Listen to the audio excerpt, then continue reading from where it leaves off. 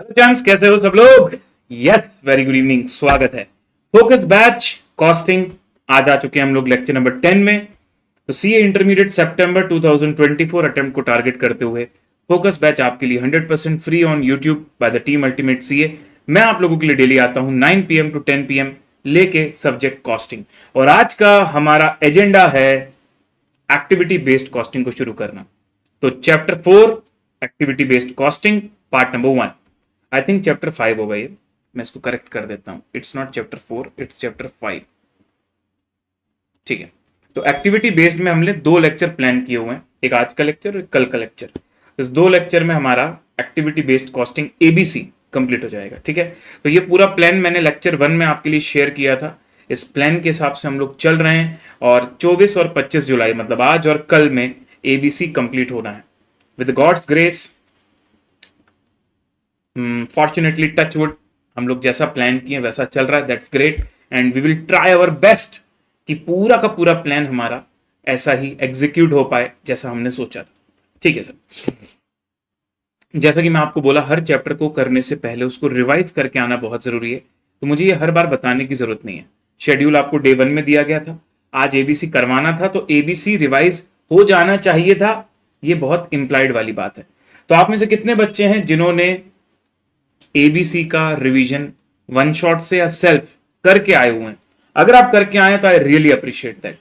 चलिए सर, हम कहां से करें रिवीजन? अगर आप नए, आपको नहीं पता तो मैं बता दूं, मैंने मई 24 के लिए लेटेस्ट लाइव रिवीजन्स लिए हुए थे, बिल्कुल न्यू सिलेबस के हिसाब से, जिसकी प्लेलिस्ट मैंने इस वीडियो के डिस्क्रिप्शन पर डाली हुई है।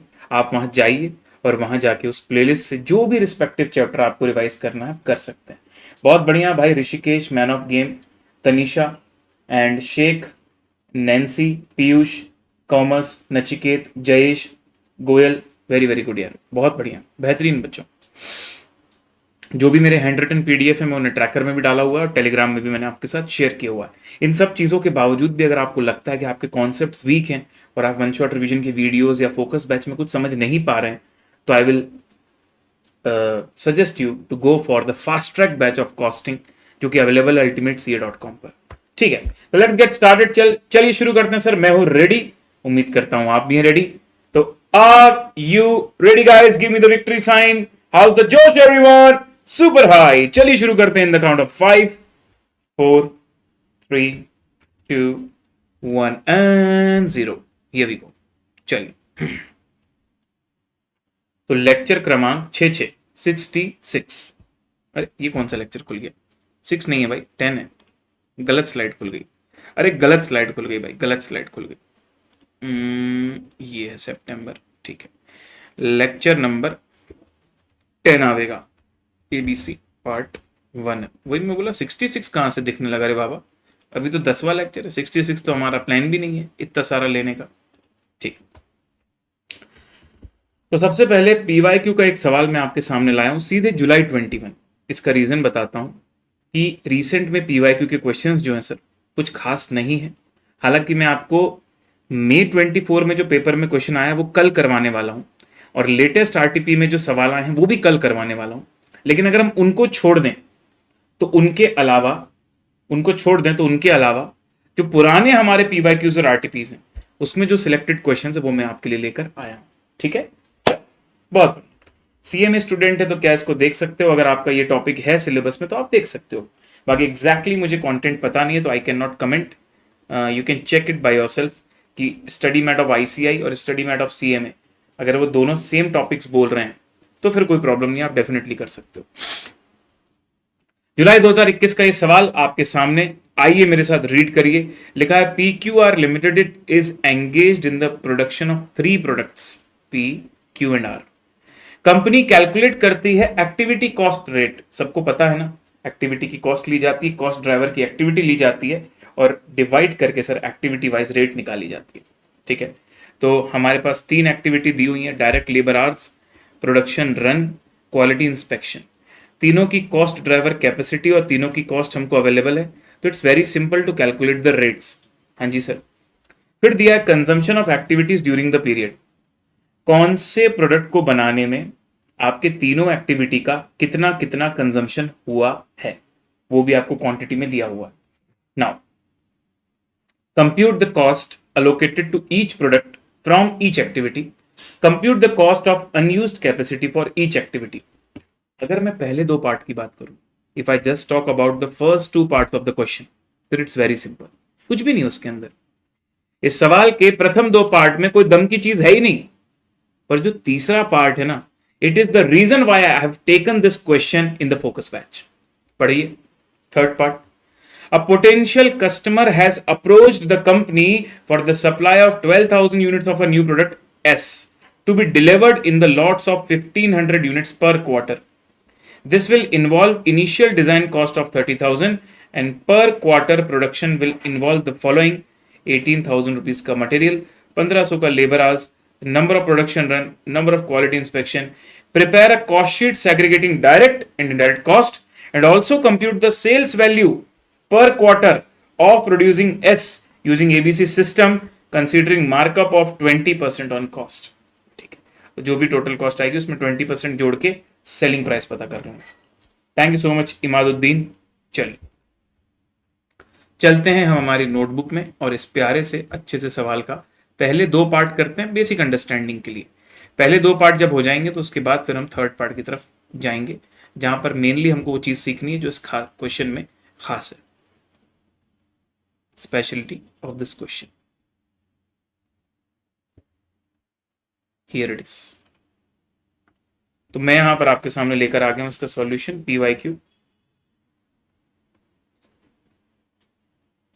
जुलाई 20. मुझे ऐसा लगता है दोस्तों कि इसका जो पहला पार्ट है जहां पर आपसे पूछ रहा है कि कॉस्ट अलोकेट कितनी हुई है हर एक्टिविटी में, तो बहुत सिंपल होगा. आप कॉस्ट ले लीजिए, आप मतलब जो भी कॉस्ट ड्राइवर लेवल्स हैं वो ले लीजिए, रेट ले लीजिए और फिर रेट को अप्लाई भी कर दीजिए. तो let's do it in a single format. हमको वो वर्किंग नोट नहीं बनाना है. वर्किंग नोट इसलिए नहीं बना रहा हूं मैं क्योंकि यार इतना सिंपल डेटा मुझे डायरेक्टली क्वेश्चन में दिया हुआ है तो मेरे को अलग अलग डेटा निकालने का जरूरत नहीं है. ठीक है, तो यहां पर मैं आ जाता हूं पार्ट नंबर 1 में. अप्रोच में बता रहा हूं, ठीक है, कि हम ऐसे क्यों प्रोग्रेस कर रहे हैं. हमको जो चीज निकालनी है कॉस्ट ड्राइवर रेट्स वो बहुत क्लियरली गिवन है. अगर इतना क्लियरली नहीं गिवन होता ना तो मैं डेफिनेटली अलग अलग स्टेटमेंट बनाता. ठीक है, तो पहला कॉलम मैं यहां पर बना रहा हूं एक्टिविटी का नाम. एक्टिविटी के नाम के बाद सर हम लोग लेंगे एक्टिविटी की कॉस्ट. उसके बाद हम लेंगे कॉस्ट ड्राइवर की यूनिट्स और कॉस्ट ड्राइवर की यूनिट्स के बाद सर हम लोग लेंगे एक्टिविटी रेट. Activity rate. जब एक्टिविटी रेट आपकी निकल गई तो अब यहां पर लोगे आप, अब यहां पर लोगे बेसिस ऑफ अलोकेशन और बस फिर अगला ले लोगे आप अलोकेशन टू प्रोडक्ट. कौन से प्रोडक्ट हैं sir? P Q and R. P Q तथा आर. अब ये अच्छा सीखने को मिलेगा आपको, इस फॉर्मेट से अच्छी चीज जानने को मिलेगी. सबसे पहले मैं लेता हूं फटाफट से डायरेक्ट लेबर आवर्स. मेरी एक्टिविटी का नाम है.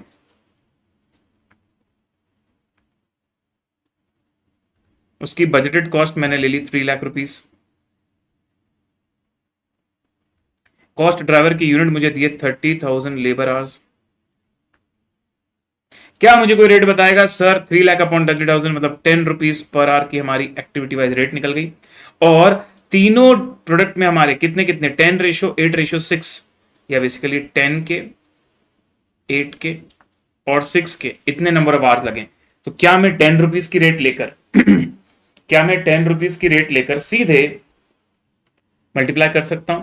तो 10 इंटू 10,000 मतलब 1 लाख रुपीज आपके एलोकेट हो जाएंगे पी में.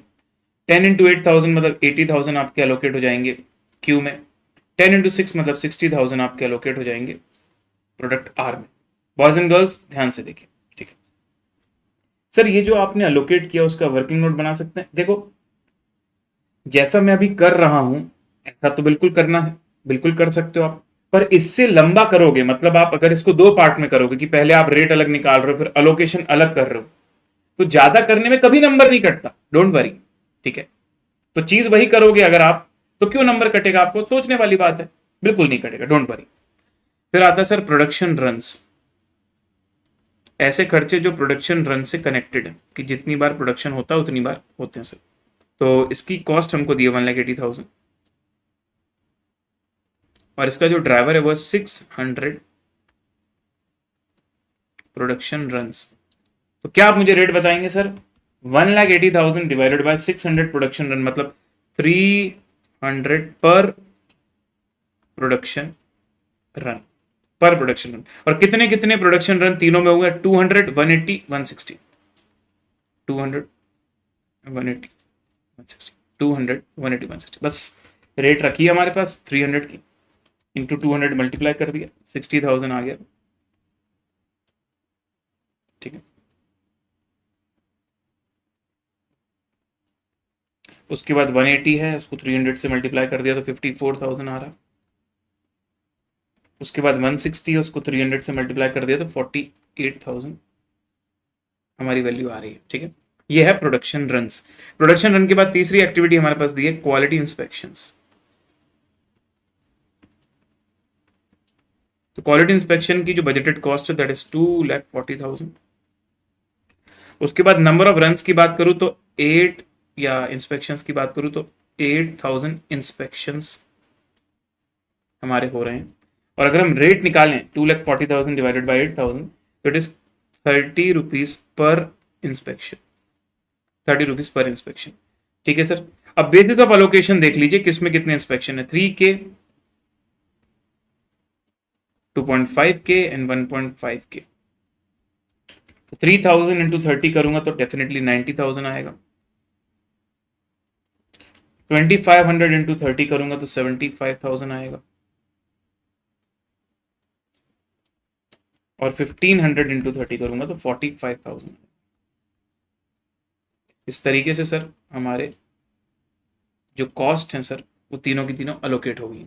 चलिए बताइए तीनों प्रोडक्ट में कितनी कितनी कॉस्ट आएगी। 100K, 60K, 90K which is 2,50,000। 80K plus 54K plus 75K that is 2,09,000। और अंत में हो जाएगा 60K plus 48K plus 45K which is 153,000। सभी लोग बताइए मुझे आपको कैसा लगा ये फॉर्मेट, और क्या ये अच्छे से संतोषजनक तरीके से समझ में आया है आपको?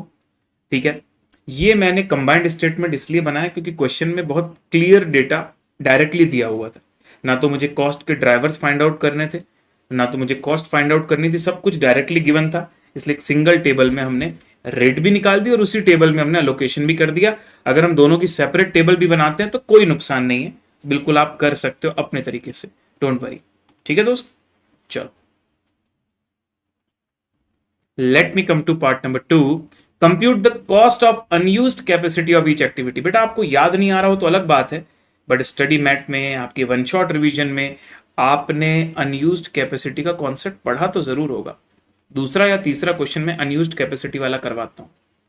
सर कैसे पता चलता है अनयूज्ड कैपेसिटी? ये देखो, आपने सोचा था कि 30,000 लेबर आवर्स काम होगा, पर एक बार आप टोटल करके देखो कितने लेबर आवर्स आ रहे हैं तीनों के मिला के।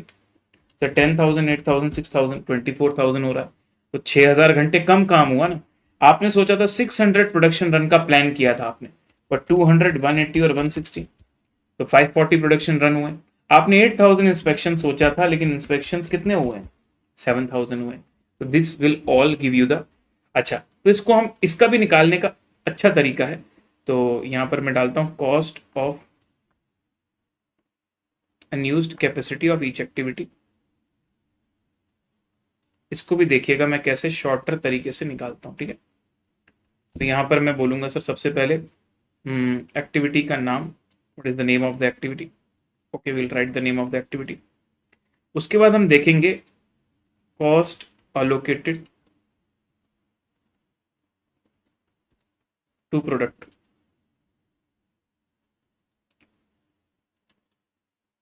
कि आपने एक्चुअल में कितनी कॉस्ट अलोकेट करी है प्रोडक्ट में, और दूसरा कॉस्ट जो आपने प्लान करी थी।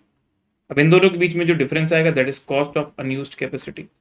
एक तरीका ये होता है निकालने का, और जो मैंने क्लास में करवाया है वो उसका दूसरा तरीका है, जहां हम जो क्वांटिटीज दी हुई है ना हमारे पास, ये वाली क्वांटिटीज कि लेबर आवर्स इतने कम लगे प्रोडक्शन रन इतने कम लगे, वहां से अनयूज्ड कैपेसिटी निकाल के फिर उसमें रेट मल्टीप्लाई करके निकालते हैं। तो दोनों तरीके से सही है, आंसर भी दोनों से सेम आने वाला है, मैं दोनों से करवा दूंगा। तो पहला डायरेक्ट लेबर आर, कितना कॉस्ट अलोकेट हुआ है सर? सर कॉस्ट अलोकेट हुआ है 1,80,000 और 60,000, 1,80,000 और 60,000, तो कितना हो जाएगा? 100 के, 80 के और 60 के, सर ये हो जाएगा 2,40,000 विच इज अलोकेटेड। अब भाई कॉस्ट थी कितनी जो आपको अलोकेट करनी थी? आपने प्लान करके रखी थी 3 लाख। ओ अब गॉट इट सर, अब गॉट इट। 3 लाख प्लान करके रखी थी लेकिन 2,40,000 अलोकेट हो पाई, मतलब cost of unused capacity is 60,000। फिर आता है सर हमारे पास प्रोडक्शन रन्स की cost, production runs. Sir production runs के हिसाब से अगर मैं चलूं तो उसमें हमने कितना कॉस्ट अलोकेट किया? 60, 54 एंड 48।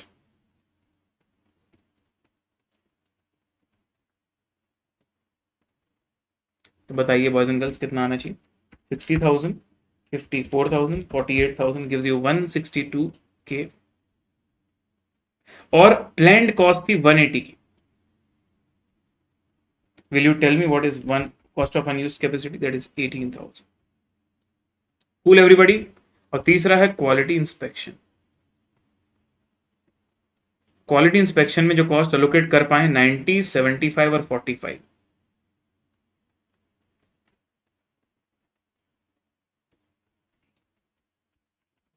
और 45, तो ये आता है 2,10,000, जबकि प्लान किया था आपने 2,40,000, तो यहाँ 30,000। ठीक है, और total cost of unused capacity हो जाएगा आपका 108 के। बच्चों बस यहां तक जो हमने किया है वो हमको ऑलरेडी आता था, यहां तक कोई नया पॉइंट नहीं है क्वेश्चन में, इसके बाद से नया पॉइंट शुरू होगा। अच्छा जैसे कि मैंने बोला इसको मैं दूसरे तरीके से भी करवा सकता हूं, तो वो भी दिखा देता हूं सो दैट किसी को उस बात पे कंफ्यूजन ना रह जाए कि सर आप बदल क्यों दे रहे हो, फॉर्मेटिंग क्यों बदल दे रहे हो। मैं बदल नहीं रहा हूं भाई, इट्स ऑल ओके। कॉस्टिंग के अंदर रिक्वायरमेंट पूरी होने के अलग अलग तरीके भी होते हैं। ठीक है, तो क्वालिटी इंस्पेक्शन, अब मैं यहां पर लिखता हूं कॉस्ट ड्राइवर कैपेसिटी। लिखो यहां पर कॉस्ट ड्राइवर की कैपेसिटी कितनी है? तो सर कॉस्ट ड्राइवर कैपेसिटी हमको क्वेश्चन में दिया हुआ है 30,000, 600, 8,000।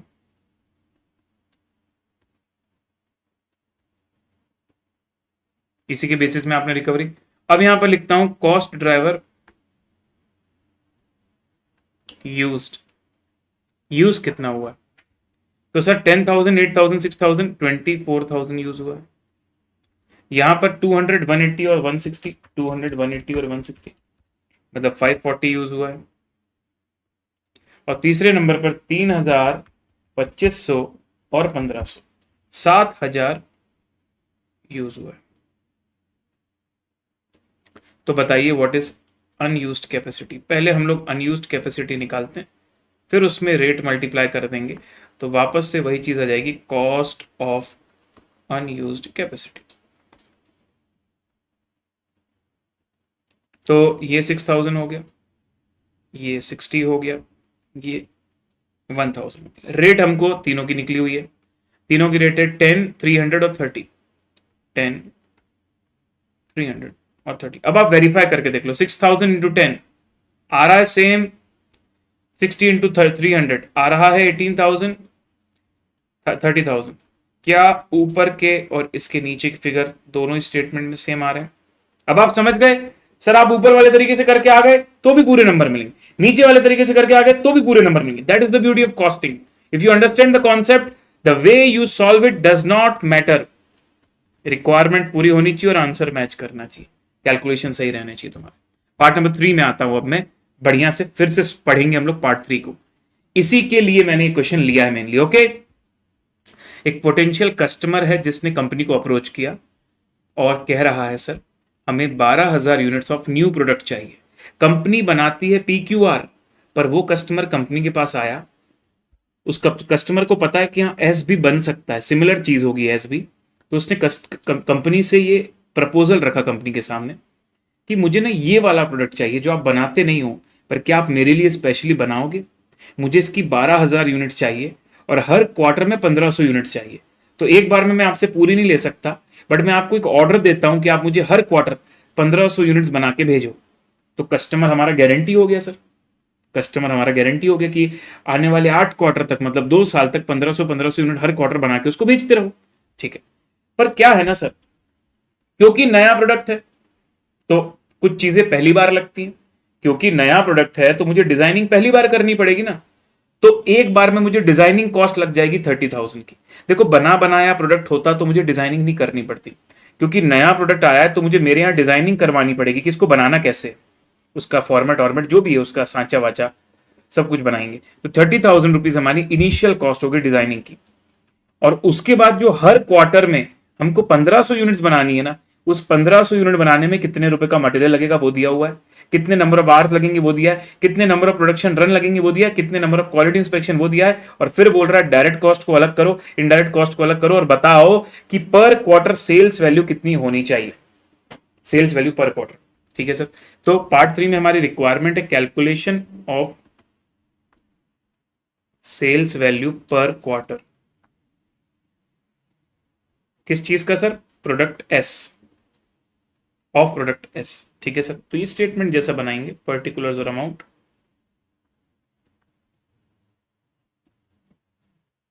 सबसे पहले मैं यहां पर ले लेता हूं सर आपके लिए, क्या ले लोगे?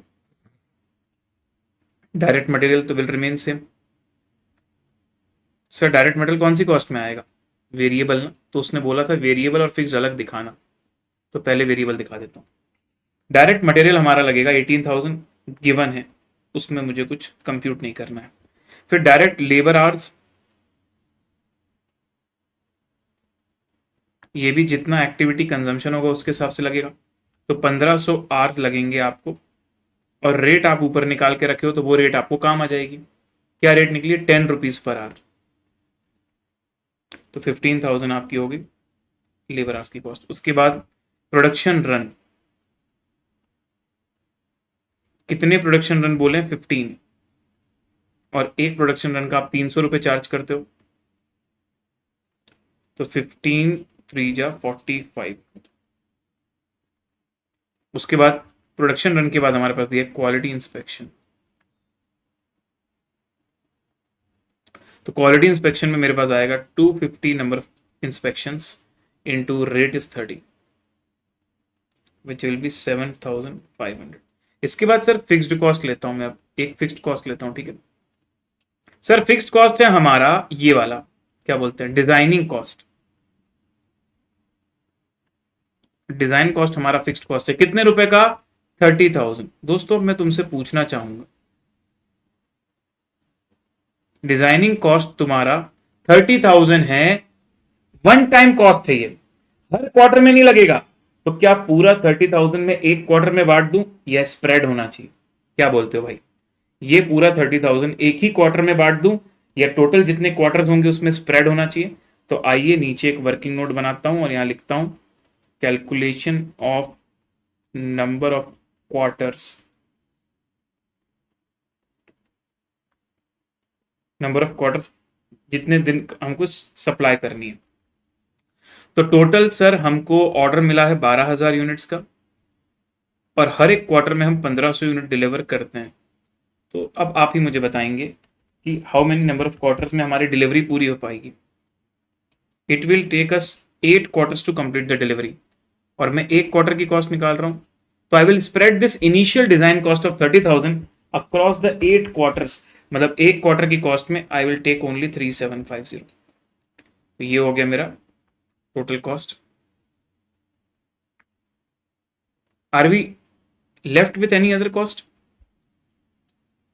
Initial design, material, labour hours, बाकी सब कुछ ले लिया। ठीक है, तो टोटल कॉस्ट आप निकाल सकते हो, that will be 18,000 plus 15,000, 4,500, 7,500 plus 3,750। The answer is 48,750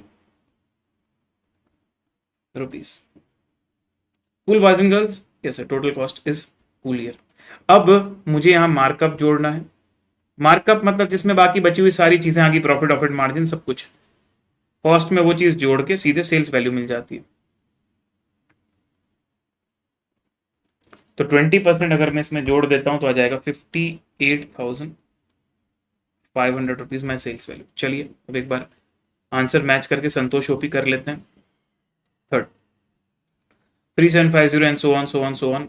अच्छा, सेटअप कॉस्ट को इन्होंने, सेटअप और इंस्पेक्शन को यहां लिया है, इनिशियल डिजाइन कॉस्ट को उन्होंने वेरिएबल कॉस्ट में लिया है। I am not so comfortable with this. Why so यार? सेग्रीगेशन से मैं बहुत ज्यादा कंफर्टेबल नहीं हूं। हाँ, सेटअप कॉस्ट को मैं मान सकता हूं कि वो एक कॉमन कॉस्ट है, आपने रेट निकाली है। इंस्पेक्शन को मान सकता हूं कि भाई आप एक कॉमन खर्चा दे देते होगे, आपने रेट निकाला। लेकिन डिजाइन कॉस्ट तो एक तरह का अपॉर्शनमेंट है, वो भी पीरियड लेवल पर हो रहा है, यूनिट्स के हिसाब से नहीं लग रहा। तो ऐसा नहीं होना चाहिए। तो ठीक है, एक काम करते हैं, लेट्स डू वन थिंग। मैं इसको थोड़ा सा चेंज करता हूँ, जस्ट क्लासिफिकेशन, आंसर नहीं बदलेगा, जस्ट क्लासिफिकेशन। प्रोडक्शन रन और क्वालिटी इंस्पेक्शन जो है इसको मैं फिक्स्ड में ले आता हूँ। हमने एक चीज गलत सोच ली, पता हमने क्या सोचा कि वो रेट वाइज दिया हुआ है मतलब वेरिएबल ही होगा। अरे नहीं, सोच के देखो, क्या आपको लगता है कि जितना यूनिट बनाते हो उतना प्रोडक्शन रन होता? नहीं, प्रोडक्शन रन एक अलग चीज है कि इतनी यूनिट्स में एक बार प्रोडक्शन रन होगा। क्वालिटी इंस्पेक्शन एक अलग चीज है जो अपने हिसाब से क्वालिटी डिपार्टमेंट डिसाइड करता है, वो नंबर ऑफ यूनिट प्रोडक्शन पे डिपेंड नहीं करता। डिजाइनिंग कॉस्ट तो टोटल फिक्स्ड कॉस्ट थी, तो हमने बांटी है पीरियड वाइज। तो ये तीनों चीजें हमारी आ जाएंगी किसके अंदर? It will come under the fixed cost. बस, बाकी और कोई दिक्कत नहीं थी, आंसर हमारा सेम आया। तो 58,500 इज मैचिंग। और अगर आपसे कोई पर यूनिट पूछ ले, जो कि क्वेश्चन ने पूछा नहीं था लेकिन उन्होंने आंसर में दिया है, बट उन्होंने पर क्वार्टर पूछा था, पर यूनिट नहीं पूछा था, तो आप ये मत सोचना कि सर आपने तो पर यूनिट निकाला ही नहीं, आपने तो बस 58,500 निकाल दिया, हो गया। और वहां आंसर में तो सर 58,500 के बाद सेलिंग प्राइस पर यूनिट भी दिया हुआ है। भाई ये पूछा नहीं था लेकिन क्वेश्चन में। अब मेरे को सपना तो आएगा नहीं कि मैं अपने मन से निकालने बैठू, तो ये मेरे को सपना तो आने वाला नहीं। ठीक है, चल ऋषिकेश बेटा, क्या समझा दूं मेरे भाई, क्या समझा दूं तेरे को? सर 8 क्वार्टर वाला एक बार समझा दो वापस से। ठीक है, एक बार फिर से समझा देता हूं। देखो मेरे भाई, क्वेश्चन आपको ये बोल रहा है कि ब्रो, कस्टमर बोला 12,000 यूनिट चाहिए, बट हर क्वार्टर में 1,500 यूनिट चाहिए। तो अगर 12,000 यूनिट चाहिए और हर क्वार्टर में सिर्फ 1,500 सप्लाई होगी, तो तुम्हारा ऑर्डर कितने क्वार्टर्स तक चलेगा? 12,000 अपॉन 1,500। इसका मतलब कुल 8 क्वार्टर तक तुम्हारा खर्चा, मतलब तुम्हारा ऑर्डर चलता रहेगा। अब हम जो यहां पर कॉस्ट सेल्स वैल्यू निकाल रहे हैं वो एक क्वार्टर की निकाल रहे हैं, तो कॉस्ट भी हमको एक क्वार्टर की लेनी चाहिए। तो अगर तुम 30,000 की पूरी डिजाइन कॉस्ट फर्स्ट क्वार्टर में डाल देते हो, दैट इज रॉन्ग। तो हम उसको 8 क्वार्टर्स में स्प्रेड करेंगे, पर क्वार्टर आएगा 3750। दैट्स इट गाइस, इसके साथ ये सवाल होता है done. Let's go to the next question. आइए, अब हम आ चुके हैं जनवरी 21 वाले क्वेश्चन। जनवरी 21 वाले क्वेश्चन में, इस क्वेश्चन को मैंने इसलिए लिया है कि हालांकि ये पेपर का सवाल है लेकिन थोड़ा सा लैंग्वेज में गड़बड़ी थी क्वेश्चन में, तो आप खुद से करेंगे तो आप कंफ्यूज ना हो जाएं, इसलिए मैं क्लैरिफाई कर देता हूं कि क्या गड़बड़ी है। पहले रीड करते हैं क्वेश्चन को। आइए, एबीसी लिमिटेड एक मैन्युफैक्चरर है जो 3 प्रोडक्ट्स बना रहे हैं, XYZ using the same plant and resources. Common plant है, कॉमन रिसोर्सेज है। It has given the following information for the year ended 31 मार्च। तीनों में कितनी कितनी प्रोडक्शन यूनिट्स हैं फॉर द ईयर, एक यूनिट बनाने में कितने रुपए का मटेरियल और कितने रुपए का लेबर लगता है। Budgeted direct labour rate was 4 rupees per hour and production overhead shown in the table below were absorbed to products using direct labour hour rate. तो सुनिए सर, जो तुम्हारा वेजेस का रेट है ना वो 4 रुपए दिया हुआ है, और जो प्रोडक्शन ओवरहेड्स नीचे दिए हुए हैं वो भी करेंटली तुम एब्जॉर्प्शन सिस्टम से बांट रहे थे एक ब्लैंकेट रेट से, वो रेट भी तुम्हारी आर्ली बेस्ड है। ठीक है, company followed the absorption costing system, लेकिन अब कंपनी सोच रही है एबीसी लाने का। क्या ये पैटर्न आपने पहले कवर करी है स्टडी मैट में, वन शॉट रिवीजन में? यस, ये पैटर्न तो देखा ही है सर हमने, कि क्वेश्चन बोलता है कि पहले एब्जॉर्प्शन सिस्टम चल रहा था, एक रेट चल रही थी, अब एबीसी को लाएंगे तो एक्टिविटी वाइज रेट निकालेंगे, वही पैटर्न है ना। तो उन्होंने अपने टोटल बजटेड ओवरहेड्स को मल्टीपल एक्टिविटीज में बांटा है। पहली एक्टिविटी है मटेरियल प्रोक्योरमेंट, तो 50,000 की कॉस्ट है, और आपको ड्राइवर बता दिया नंबर ऑफ ऑर्डर्स, ये आपको ड्राइवर बता दिया। अब इसके साथ ना कुछ रिमार्क दिया हुआ है बोल रहा है number of order was 25 units for each product. अच्छा, तीनों प्रोडक्ट में 25-25 ऑर्डर कर रहे हैं। पढ़ के तो ऐसे ही लग रहा है, पढ़ के तो ऐसा ही लग रहा है कि एक्स के लिए भी 25 ऑर्डर करने पड़े, वाई के लिए भी 25 ऑर्डर्स करने पड़े, जेड के लिए भी। मैं सिर्फ लैंग्वेज पढ़ के बता रहा हूं। Number of order was 25 units for each product, यही लिखा है ना। इस अंग्रेजी का क्या अनुवाद होगा? Number of order was 25 units for each product, यही मतलब होगा। नाउ सेटअप में आता हूं। सेटअप कॉस्ट होती है 40,000। इसका जो बेसिस है या ड्राइवर है वो है number of production run. All the 3 products are produced in the production run of 48 units. ये ठीक है, यहां हमको बैच की साइज बता दी कि एक बार में हम 48 यूनिट्स बनाते हैं। तो इस डेटा का यूज करूंगा मैं, नंबर ऑफ यूनिट से डिवाइड करूंगा और ये पता करूंगा कि एक्स को बनाने में कितने प्रोडक्शन रन लगे, वाई को बनाने में कितने प्रोडक्शन रन लगे, जेड को बनाने में कितने प्रोडक्शन रन लगे। ये हमको वर्किंग नोट बना के निकालना पड़ेगा। उसके बाद क्वालिटी कंट्रोल में हमको बोला है 28,240 की बजटेड ओवरहेड्स है। नंबर ऑफ इंस्पेक्शन हमारा क्या है? बेसिस है। और done for each production run, मतलब एक प्रोडक्शन रन के लिए एक इंस्पेक्शन होता है, तो जितने भी नंबर ऑफ प्रोडक्शन रन आएंगे उतने ही नंबर ऑफ इंस्पेक्शन आएंगे। ठीक है। मेंटेनेंस में आपको दिया हुआ है 1,28,000 रुपीज मेंटेनेंस आर्स आपका बेसिस बनेगा। फिर बोला टोटल मेंटेनेंस आर्स आपके 6,400 थे, जो कि आप अलोकेट करोगे एक्स वाई जेड में 1:1:2 में। तो इसका डेटा भी हमको डायरेक्टली दे दिया। फिर आती है रिक्वायरमेंट। एक बार आप निकालिए what is the unit cost of each product using absorption costing system, what is the unit cost for each product using activity based costing system. Now ये जो डेटा दिया है ना सर, दिया कुछ और है और सॉल्यूशन में कुछ और किया है। तो सॉल्यूशन में जो किया वो ठीक लग रहा है, लेकिन लैंग्वेज यहां गड़बड़ लग रही है। तो हम पहले क्वेश्चन करते हैं, फिर देखते हैं कि सॉल्यूशन में उन्होंने क्या किया। तो जब मैं तुमको सही तरीके से करवाऊंगा क्वेश्चन को पढ़ के, और फिर जब देखेंगे सॉल्यूशन में क्या किया है, तभी तो उस बात को समझ पाएंगे कि अंतर क्यों आ रहा है। ठीक है, आइए।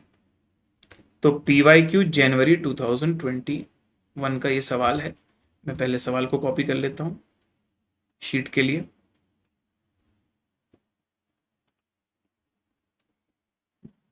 ठीक है sir, then we have this thing, quality control and other things.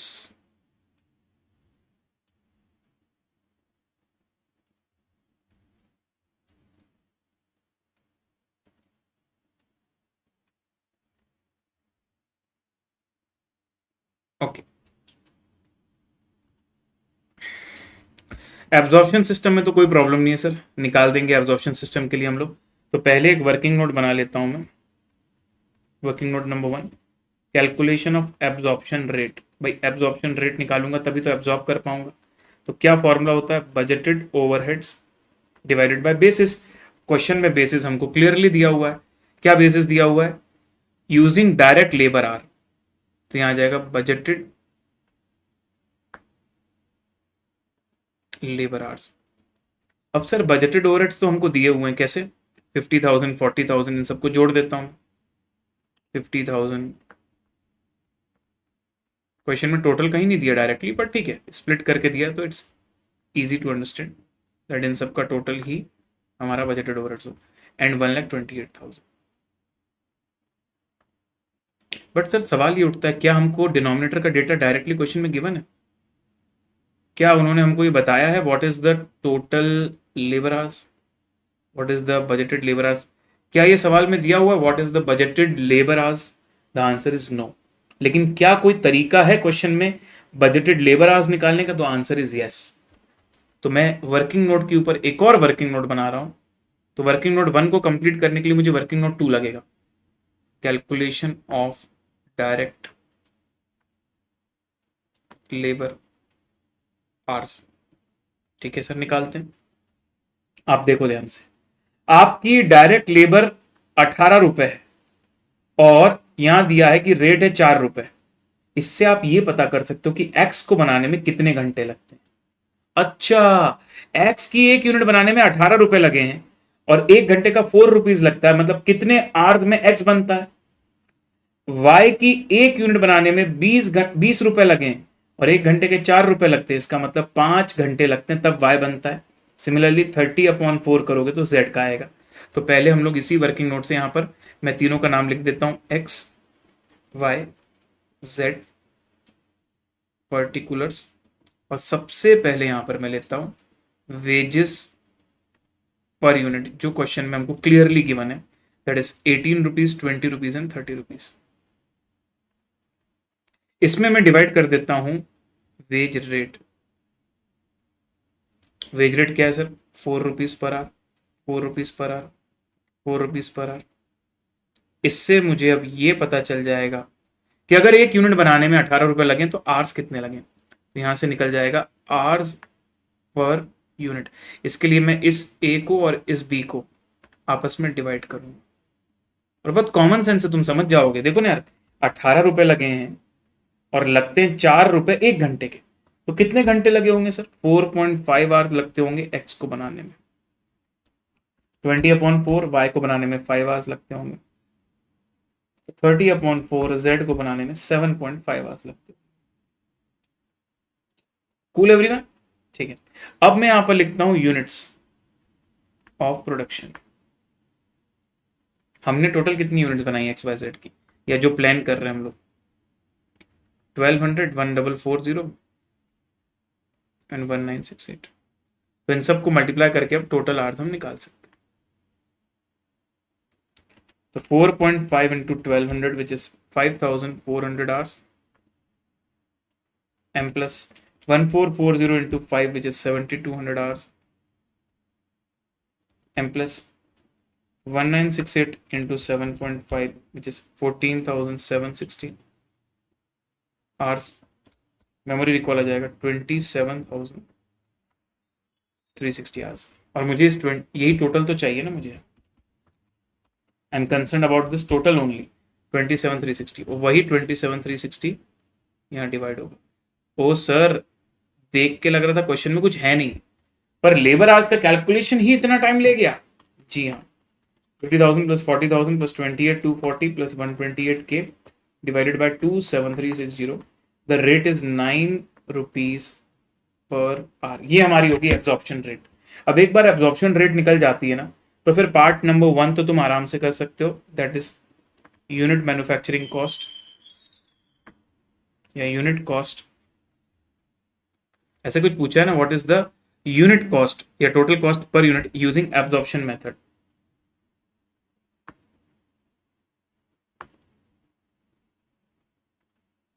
तो फिर से तीनों प्रोडक्ट के नाम लिख दिए जाए सर, एक्स वाई और जेड। एक्स वाई और जेड तीनों के नाम लिख दिए जाएं। यहाँ आ जाए पर्टिकुलर्स का कॉलम।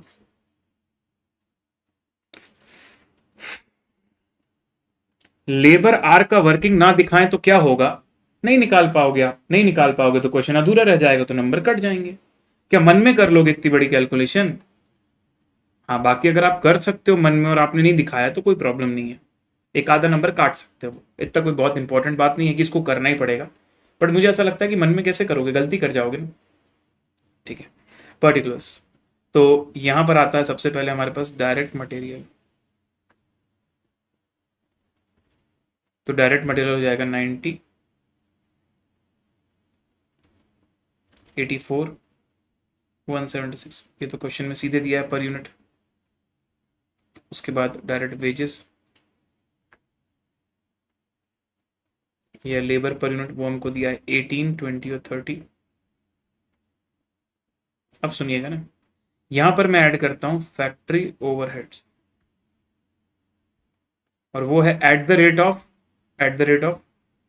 सर, ये हो जाएगा at the rate of 9 rupees per our. और एक एक यूनिट बनाने में कितने कितने आवर्स लग रहे हैं ये भी हमने निकाला हुआ है सर। एक यूनिट बनाने में, एक्स की एक यूनिट बनाने में 4.5 आवर्स लग रहे हैं, वाई की एक यूनिट बनाने में 5 आवर्स लग रहे हैं, और जेड की एक यूनिट बनाने में 7.5 आवर्स लग रहे हैं। तो 9 into 4.5 gives you 40.5, 5 into 9 gives you 45, and 9 into 7.5 gives us 67। देखो भाई, थोड़ा सा टोटल बता दो तो अच्छा हो जाएगा।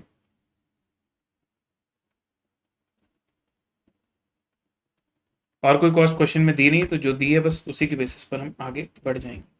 It will be 148.5, 84, 20 and 45, which is 149, and 176 plus 30 plus 67.5, which is 273.5. चलेगा बेटा, तुम दिखा सकते हो तो चलेगा। मेरे लिए तो इतना इजी नहीं था यहाँ पर लेबर आवर्स का कैलकुलेशन कि मैं उसको डिनोमिनेटर में दिखा दूं, बट ठीक है, तुम कर सकते हो तो बहुत अच्छी बात है, कर लो, कोई प्रॉब्लम नहीं है।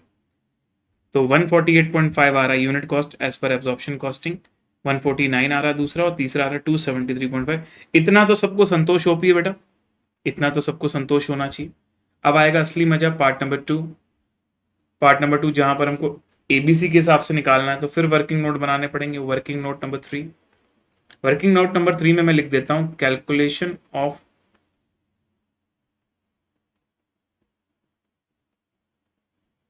Activity wise rate. तो एक्टिविटी वाइज रेट हम निकालेंगे एक्टिविटी के अलग अलग। तो पहले एक्टिविटी का नाम लिख देंगे, कौन कौन सी एक्टिविटी। कभी कभी कैलकुलेशन के लिए ना जगह कम पड़ जाती है, इसलिए एक एक लाइन छोड़ के लिखोगे तो ज्यादा सही रहेगा। तो एक्टिविटी मटेरियल प्रोक्योरमेंट, दूसरा हमारे पास दिया सेटअप, तीसरा एक्टिविटी क्वालिटी कंट्रोल। यहां के लिए क्यूसी लिख रहा हूं, आप पेपर में क्यूसी मत लिखना, पूरा क्वालिटी कंट्रोल लिखना। और मेंटेनेंस। दूसरा कॉलम बनता है मुझे इसके कॉस्ट का। कॉस्ट हमको दी हुई है सर 50,000, 40,000।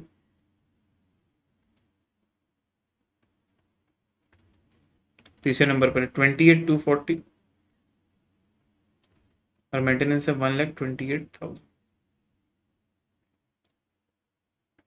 अब ये कॉस्ट निकलने के बाद हमारे पास है ड्राइवर। तो मैं ड्राइवर का नाम नहीं लिख रहा भाई, मैं सीधे ड्राइवर की यूनिट्स लिखूंगा, कॉस्ट ड्राइवर यूनिट्स, मुझे उस यूनिट से मतलब है। तो पहला कॉस्ट ड्राइवर यूनिट से नंबर ऑफ ऑर्डर, ओ भाई ये तो वर्किंग नोट से निकालना पड़ेगा। दूसरा नंबर ऑफ प्रोडक्शन रन, ये भी वर्किंग नोट से निकालना पड़ेगा। नंबर ऑफ इंस्पेक्शन, ये भी वर्किंग नोट से निकालना पड़ेगा। मेंटेनेंस आर, ये भी वर्किंग नोट से निकालना पड़ेगा। तो रेट तो निकल जाएगी, एक बार कॉस्ट ड्राइवर यूनिट मिल गई तो रेट तो निकल जाएगी, लेकिन कॉस्ट ड्राइवर यूनिट का एक अलग वर्किंग नोट बनाऊंगा, क्योंकि ये ऐसे क्लियरली नहीं निकल रहा है, उसको प्रॉपर वे में कैलकुलेट करना पड़ेगा। तो इतना अधूरा छोड़ देते हैं वर्किंग नोट नंबर 3 और चलते हैं वर्किंग नोट क्रमांक 4 पे।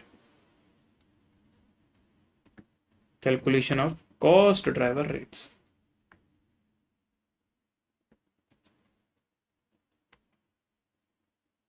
Now when I am saying cost driver rates, तो ये चीज आपको पता है बाद में वैसे भी प्रोडक्ट वाइज बांटना होता है, तो पहले से ही जब आप निकालो ना प्रोडक्ट वाइज लिख के फिर टोटल लिखो,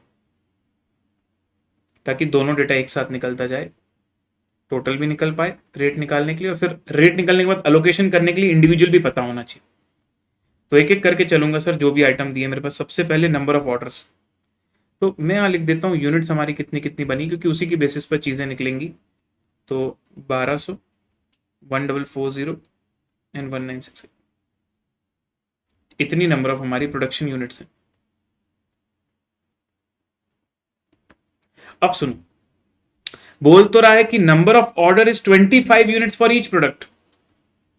तो कोई भी व्यक्ति होगा तो वो क्या सोचेगा, यहां भी 25 हुआ होगा, यहां भी 25 हुआ होगा, यहां भी 25 हुआ होगा, टोटल 75 हुआ होगा।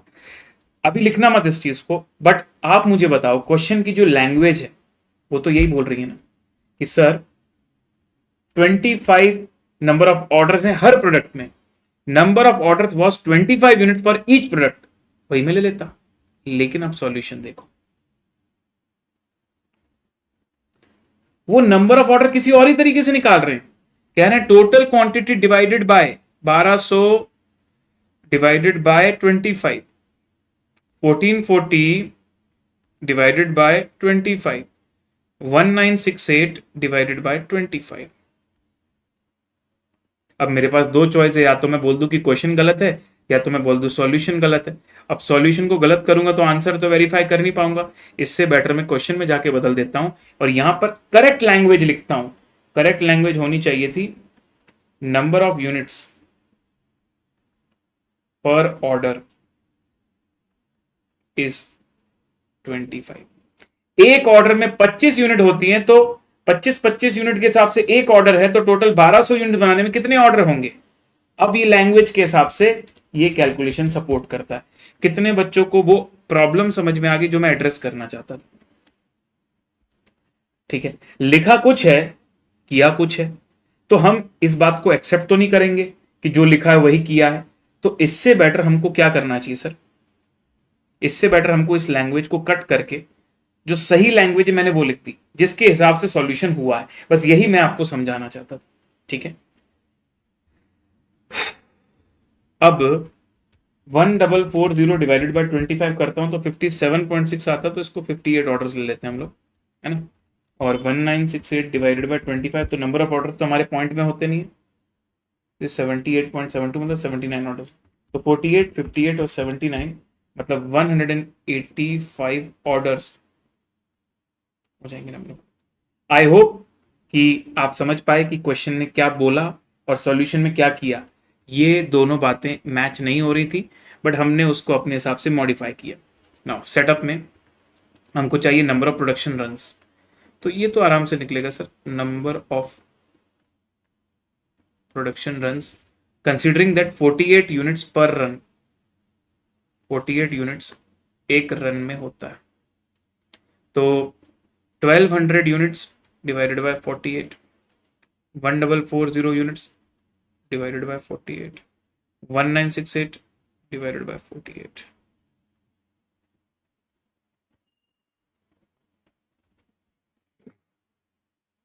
All the three products are produced in a production run of, production run मतलब बैच, कि भाई एक बैच में 48 यूनिट बनाते हैं, आपको टोटल 1200 यूनिट बनानी थी, मतलब कितने बैचेस का प्रोडक्शन हुआ होगा? 24, 5। अगेन 1440 डिवाइडेड बाय 48 कर देता हूं तो ये हो जाएगा 30, और 1968 डिवाइडेड बाय 48 कर देता हूं तो ये हो जाएगा 41। इस तरीके से अगर नंबर ऑफ प्रोडक्शन रन्स की बात करें टोटल, तो it will be 96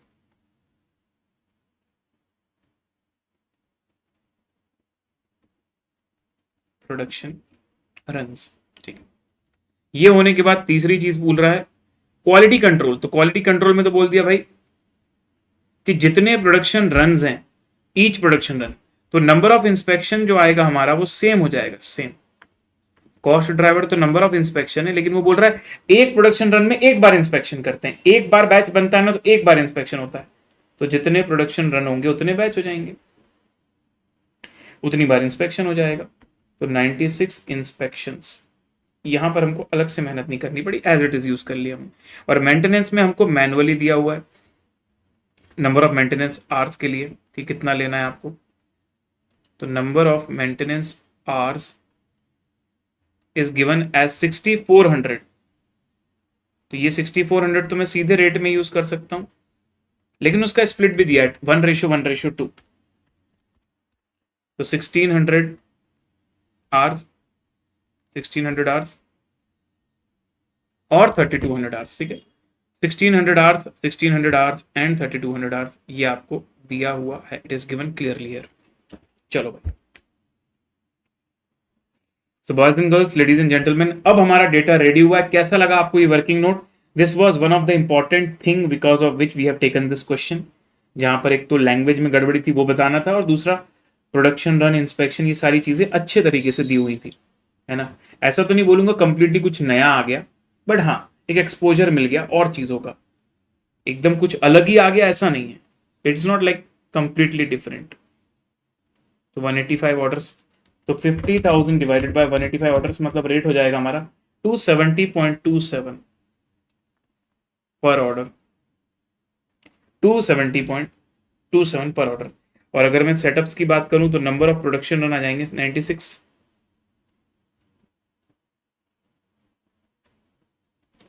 40,000 divided by 96 मतलब 416.6666 पर प्रोडक्शन रन। और उसके बाद QC में आ जाएगा 96 इंस्पेक्शंस, सेम टू सेम। तो 28240 डिवाइडेड बाय 96 मतलब 294.16666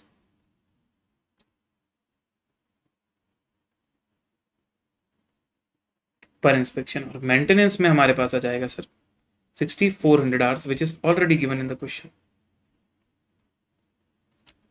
तो 1,28,000 डिवाइडेड बाय 6400 मतलब 20 रुपीज पर आवर। एक बार ये बन गया आपका।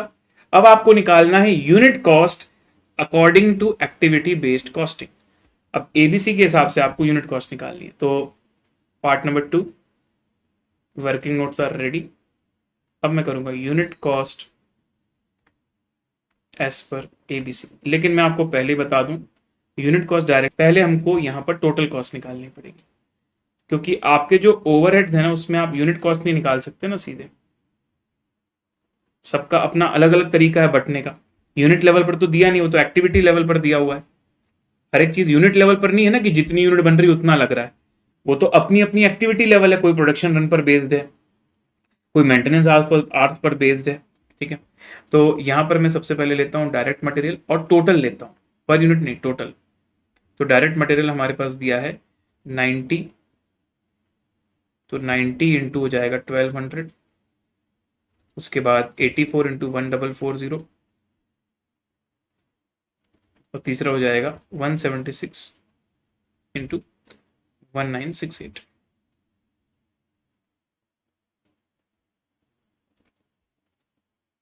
Ninety into 1200 gives you 1,08,000. 84 into 1440 gives you 12960, और 176 into 1968 gives you 176 into 1968 gives you 346,368। उसके बाद अगर मैं बात करूं आपसे डायरेक्ट वेजेस की, वो भी आप इसी तरीके से निकाल देना। 18 into 1200, 20 into 1440, 30 into 1968। 18 इंटू 1200 तो ये हो जाएगा 21,600। 20 into 1440 is 28,800। 30 into 1968 which is 59,040। अब मैं यहां पर बांटता हूं सर ओवरहेड्स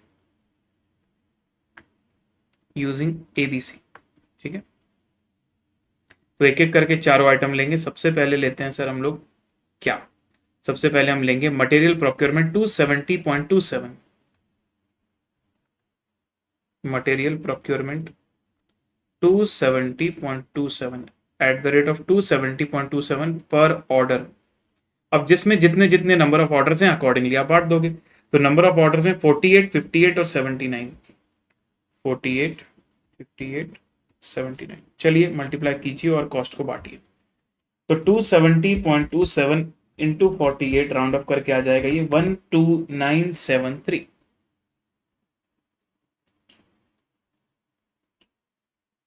थोड़ा सा इस तरफ शिफ्ट कर देता हूं, हमारे पास जगह है इसलिए।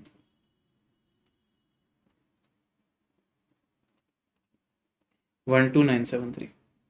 बाकी का भी करो भाई। 58 इंटू 270.27 इट गिव्स यू 15676, और 270.27 इंटू 79 गिव्स यू 21351।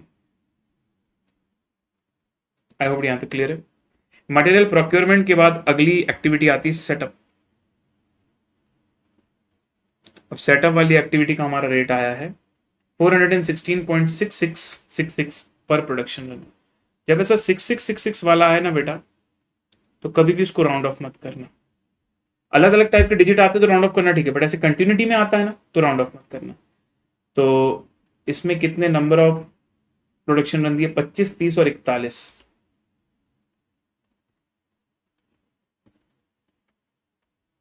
तो 416.666666 इंटू 25 कम्स टू 1041। अब कर सकते हो राउंड ऑफ, अब प्रॉब्लम नहीं है, यहां आके कर सकते हो। अपॉन 25 इंटू 30 तो ये आ रहा है 12,500 एग्जैक्ट। अपॉन 30 इंटू 41 तो ये आ रहा है 17083।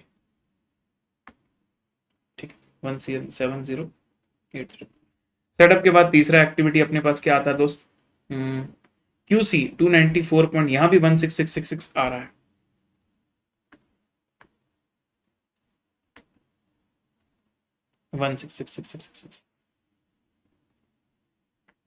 पर इंस्पेक्शन। सर ये चैप्टर का एक लेक्चर ज्यादा हो सकता है? नहीं जरूरत नहीं है ना, क्वेश्चंस कम है बेटा, डोंट वरी, कल खत्म कर दूंगा मैं इसको। और अगर जरूरत पड़ी, अगर हमें ऐसा लगा कि कल हम पूरे क्वेश्चन नहीं कवर कर पा रहे तो कर लेंगे ज्यादा, कोई दिक्कत नहीं, तुम टेंशन क्यों ले रहे हो, मैं बैठा हूं ना यहाँ, तुम्हारा छूटेगा कुछ नहीं, उसकी चिंता मत करो, ठीक है। तो यहाँ भी वो सेम आएगा सर, नंबर ऑफ इंस्पेक्शन भी सेम है जितने नंबर ऑफ प्रोडक्शन रन है, तो 294.1666666666 इंटू 25, तो ये आएगा सर 7354 डिवाइडेड बाय 25 इंटू 30, तो ये आएगा 8825 डिवाइडेड बाय 30 इंटू 41, तो ये आएगा 12061। और अंत में क्वालिटी कंट्रोल के बाद आ गया मेंटेनेंस, तो वहां पर तो डेसिमल में नहीं आएंगी चीजें, क्योंकि वहां का रेट क्लियर दिया हुआ है मेंटेनेंस आवर्स का, that is 20 rupees per our. और आवर्स भी हमारे निकले हुए हैं क्लियरली, 1600, 1600, 3200, 1600, 1600 और 3200,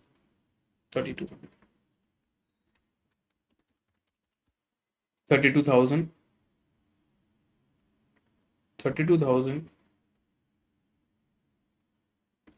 एंड 64,000, दैट्स इट। ये आ जाएगा टोटल कॉस्ट। बस इसमें नंबर ऑफ यूनिट्स डिवाइड करके आप टोटल कॉस्ट पर यूनिट निकाल देना। तो पहले टोटलिटी कर देते हैं, फिर टोटल कॉस्ट पर यूनिट के बारे में बात करेंगे, ठीक है।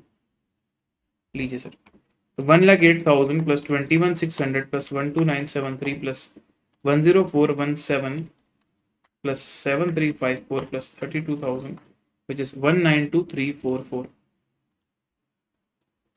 बाकी दो के आप बताइए मुझे कितने आएंगे, बाकी दो की वैल्यू क्या आएंगी, 192,344 है, 54 again 32,000 plus 8825 plus 12,500 plus 15676 plus 12960 plus 28,800 gives you 218,761.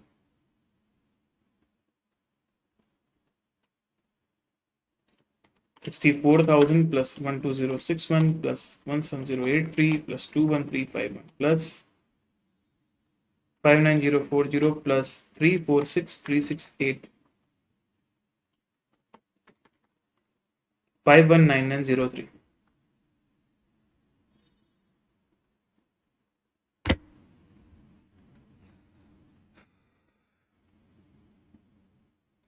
अब आप यहां नंबर ऑफ यूनिट्स डिवाइड करके कॉस्ट पर यूनिट निकाल सकते हैं, यूनिट कॉस्ट। तो नंबर ऑफ यूनिट्स वापस से वही ले लेंगे, 1200, 1440 और 1968।